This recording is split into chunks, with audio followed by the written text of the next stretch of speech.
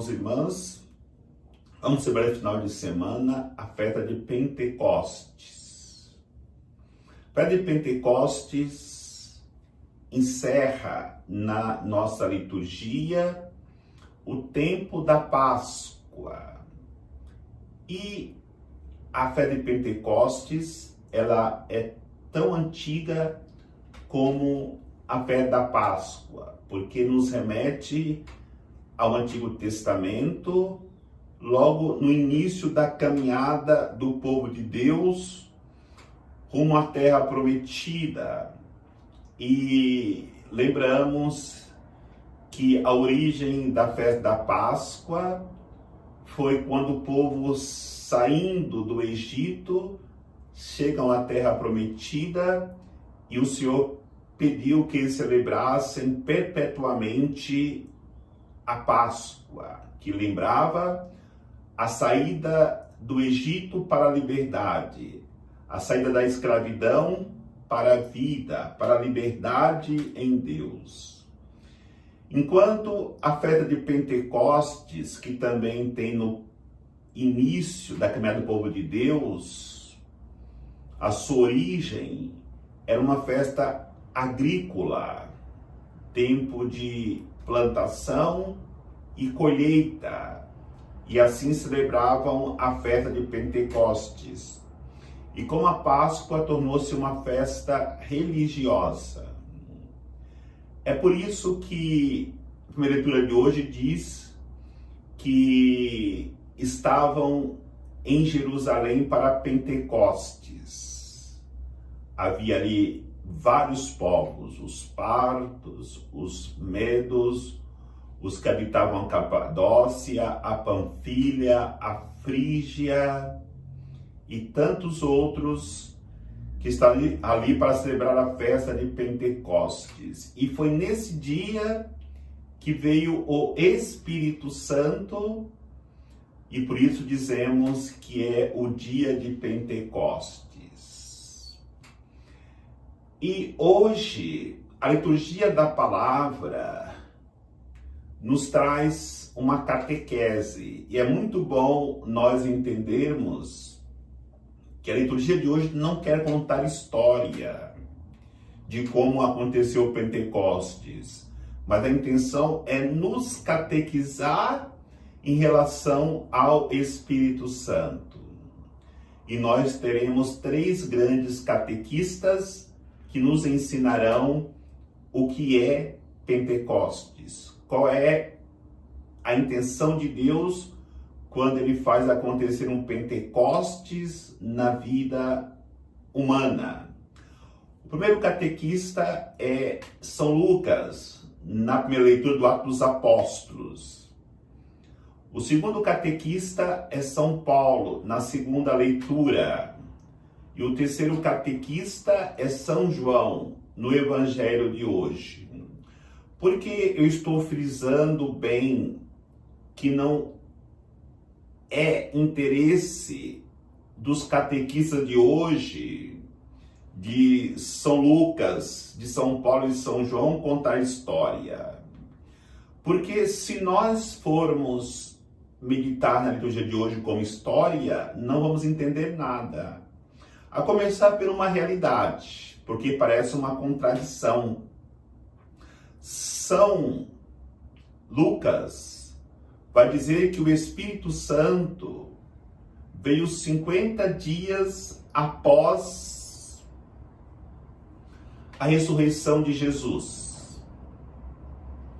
E São João no Evangelho vai dizer que logo após a ressurreição, Jesus soprou sobre os discípulos o Espírito Santo.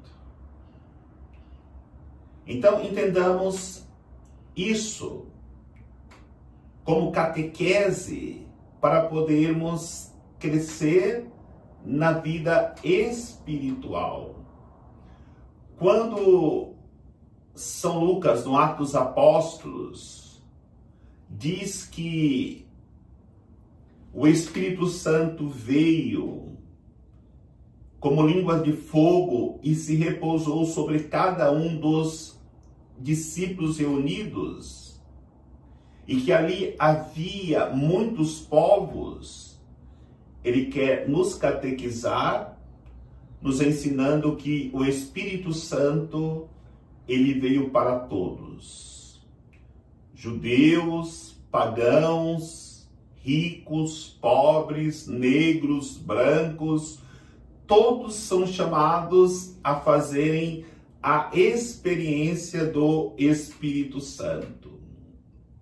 Então podemos entender algo muito importante.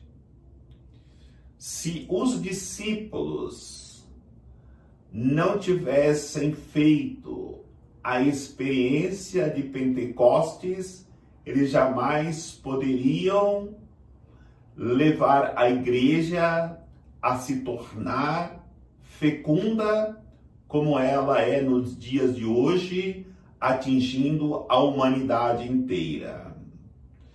E só não experimenta a salvação que Deus nos concedeu através da ressurreição de Cristo e do envio do Espírito Santo, quem estiver com o coração fechado à graça de Deus.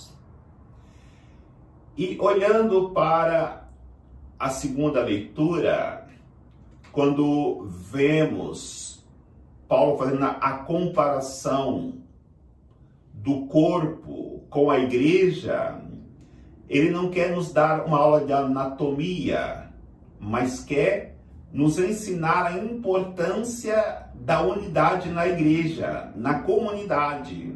Não só da unidade da comunhão, mas também a importância de cada membro no corpo que é a igreja.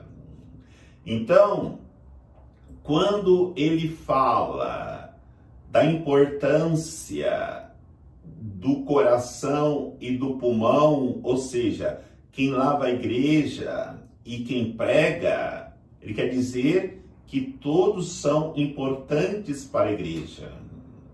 Vamos dizer que ele fala da cabeça e do cabelo, são dois membros do corpo. Podemos dizer porta da oração ou o caminho neocatecumenal. Quais são mais importantes? Todos são importantes, todos têm a mesma importância. Então, ele quer nos ensinar, nos catequizar, que cada membro nesse corpo tem a sua importância, porque corremos o risco de, quando não vivermos esta unidade ou esta realidade de sermos um membro no corpo, podemos deixar que o orgulho entre em nossos corações e nos impeça de nos levarmos a uma experiência de salvação através da conversão do nosso coração. O orgulho tem que ser vencido e só o Espírito Santo pode dar-nos esta vitória, porque o mesmo Espírito age em todos.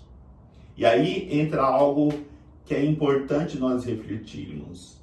Se não nos deixarmos conduzir pelo Espírito Santo, nós poderemos limpar o banheiro da comunidade e nos sentirmos orgulhosos porque nós estamos fazendo serviços mais simples e nos acharmos humildes demais.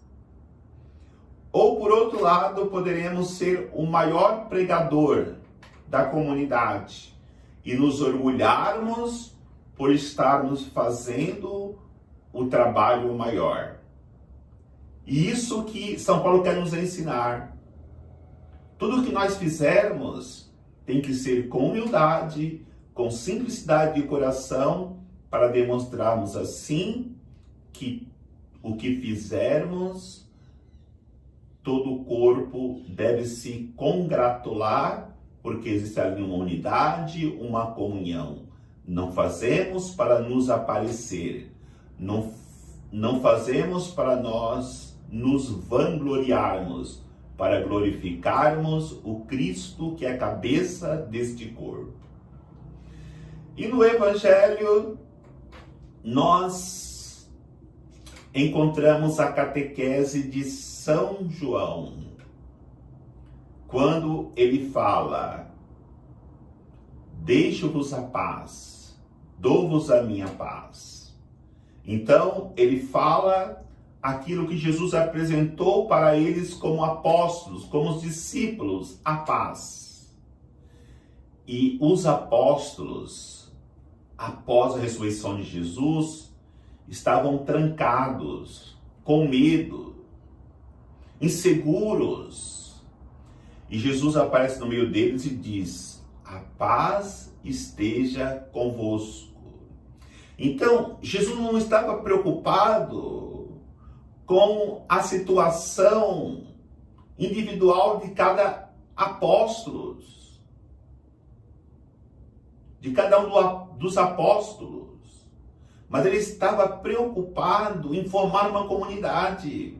Se os discípulos não se abrissem, se os discípulos não abrissem a porta que estava fechada, a igreja estaria lá dentro até hoje ainda. E não só a porta do ambiente que eles estavam, mas também a porta dos seus corações. E eles só poderiam experimentar a paz no momento que eles abrissem a porta. Eles abriram a porta, o Espírito Santo veio sobre eles e os impulsionaram a anunciar o reino de Deus. E aí soprou sobre eles o Espírito Santo. O Espírito Santo que deu vigor para eles buscarem a vida de santidade. E é isso que faz em nós os dons infusos. Ciência, conselho, fortaleza, temor de Deus, piedade, nos conduz a uma vida de santidade. E além disso, deu para eles também os carismas, que é para trabalhar na comunidade. Profecia, línguas, discernimento dos espíritos, a ciência, a fé, são dons que eles vão colocar a serviço da comunidade, que nós vamos colocar a serviço da comunidade. E também os frutos do Espírito Santo. O fruto do Espírito Santo é para que nós possamos viver bem a unidade, a comunhão com o outro. Como que é maravilhoso numa comunidade onde há pessoas bondosas, onde há alegria, onde há paciência, onde há caridade. Então, por isso que Jesus soprou sobre eles o Espírito Santo. E também disse: a quem perdoares os pecados serão perdoados. Aqueles que retiverdes, os pecados serão retidos.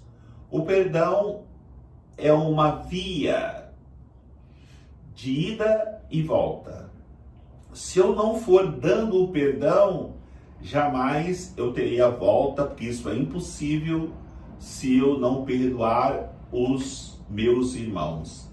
Então, queridos irmãos e irmãs, é importante, quando nós vamos pedir perdão a Deus, quando nós vamos rezar o Pai Nosso, perdoai as nossas ofensas, assim como nós perdoamos a quem nos tem ofendido, nós precisamos, de verdade, perdoar qualquer pessoa, porque o Espírito Santo, infundido sobre os apóstolos no dia de Pentecostes, não pode ser derramado num coração que não perdoa. E os discípulos só receberam a infusão do Espírito Santo porque eles perdoaram. encontraram a paz. Encontrando a paz, eles puderam assim viver na coragem de ir em qualquer parte do mundo anunciando o reino de Deus e anunciando a salvação que Deus nos trouxe através de Jesus Cristo e através do Espírito Santo derramado sobre os nossos corações, sobre nossas almas. Que o Senhor nos abençoe, em nome do Pai, do Filho e do Espírito Santo. Amém.